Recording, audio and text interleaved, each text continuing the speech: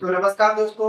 आज की वीडियो में हम बात करेंगे जो जवाहर नवोदय विद्यालय का जो एग्जाम होने वाला है उसके बारे में आपको पूरी डिटेल दूंगा कि कब उसके एग्जाम डेट बनने की, लास्ट डेट कब है, कब इसकी पेपर होगा और उसके लिए कितनी फीस लगती है, वो सारी डिटेल में आज आपको बताने वाला हूँ।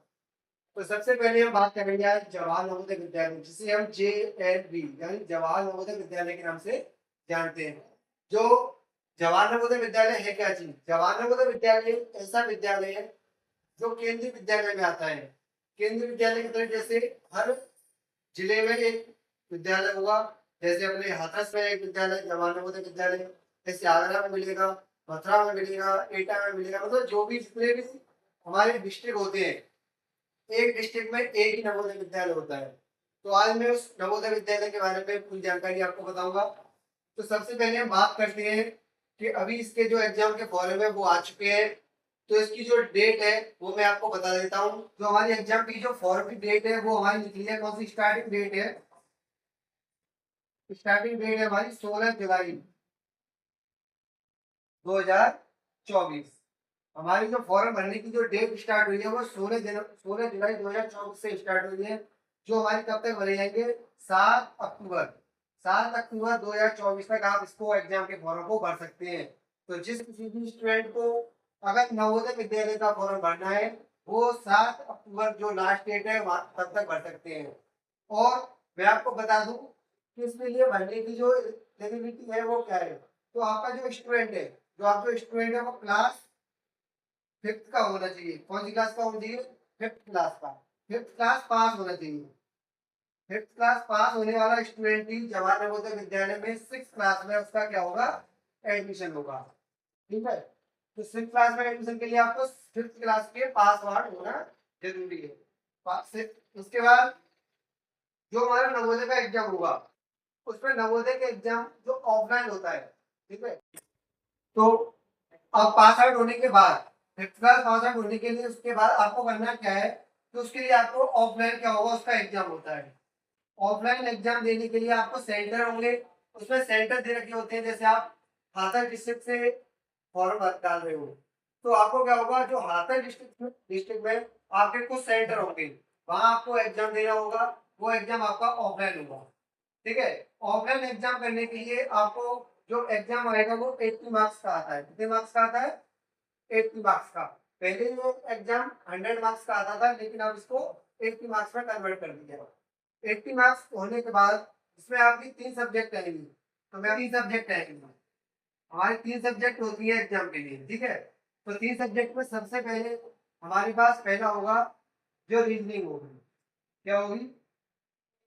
रीजनिंग। ठीक। दूसरी हमारी सब्जेक्ट होगा, उसमें क्या होगा? मैथ होगा। ठीक। अगर और थर्ड सब्जेक्ट हमारी कौन सी? हिंदी।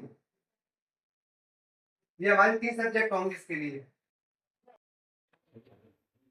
तो 3 सब्जेक्ट में आपके पास जो मार्क्स का जो होगा, तो आपकी 40 नंबर की क्या आएगी? इसमें रीजनिंग आएगी। 20 नंबर का आपका मैथ होगा और 20 नंबर की आपकी हिंदी होगी। तो टोटल आपके जो होगा पेपर होगा 80 मार्क्स का। ठीक है। तो 80 मार्क्स का आपका टोटल एग्जाम हो गया। इसमें आपको कैटेगरी का इसमें सिलेक्शन होता है।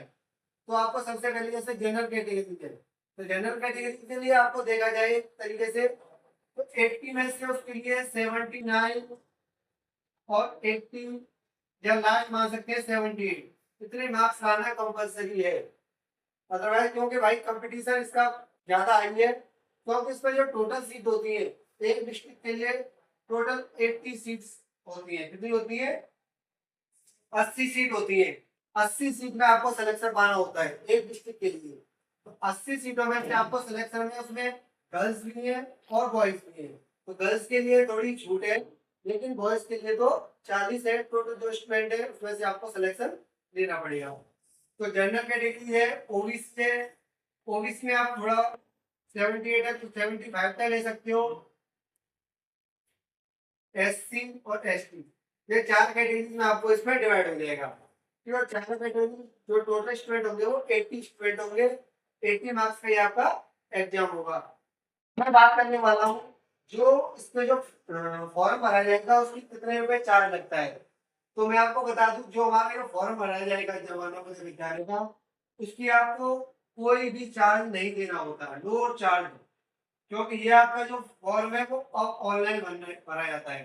तो ऑनलाइन आप इसकी वेबसाइट पे जाइए, जवाहर नवोदय विद्यालय की ऑफिशियल वेबसाइट पे जाओगे, वहां से आप ऑनलाइन फॉर्म भर सकते हैं, जिसका कोई भी चार्ज आपको नहीं देना होता है। ये फ्री फॉर्म होता है। वहां से जाइए, फॉर्म भरिए, और सिलेक्शन के लिए आपको अगर तैयारी करनी है तो उसके लिए कुछ बुक्स आती हैं, जवाहर नवोदय विद्यालय की बुक्स आएंगी, उनसे आप प्रिपरेशन कीजिए, बेस्ट रिजल्ट लाने की कोशिश कीजिए।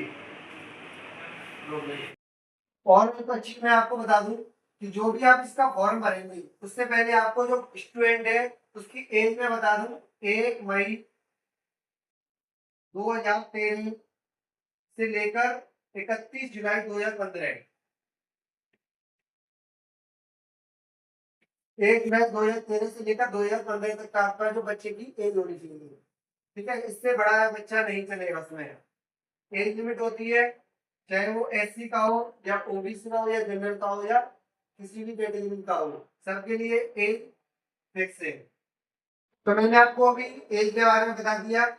तो मैं आपको एक चीज और बता दूं, जो हमारा एग्जाम होगा वो ऑफलाइन तो होता ही है, उसमें आपको एक मिलेगी, क्या, एक ओएमआर सीट मिलेगी।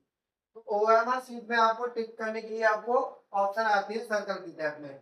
ऐसे सर्कल आएंगे, उस सर्कल के आपको जहाँ भी आप तैयारी करो या प्रिपरेशन जैसे भी करो, वहां आपको सिलेक्शन के लिए आपको बता दिया जाता है कि आपको किस तरह से आपको ये सर्कल ओएमआर सीट को भरा जाता है। वहां से आप ओएमआर सीट भरना सीख लेना।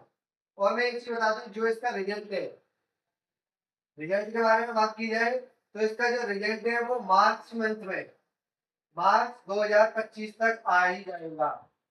मार्च मार्च के लास्ट तक आपका ये 2025 में आपको रिजल्ट देखने को मिल जाएगा। तो भाई जिसको भी इसकी तैयारी करनी है वो तैयारी घर से बेस्ट कीजिए, और रिजल्ट फॉर्म भर लीजिए, क्योंकि इसके बाद आपकी डेट निकल जाएगी।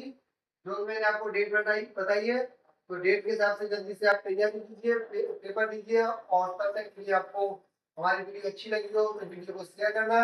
All the best, bye bye.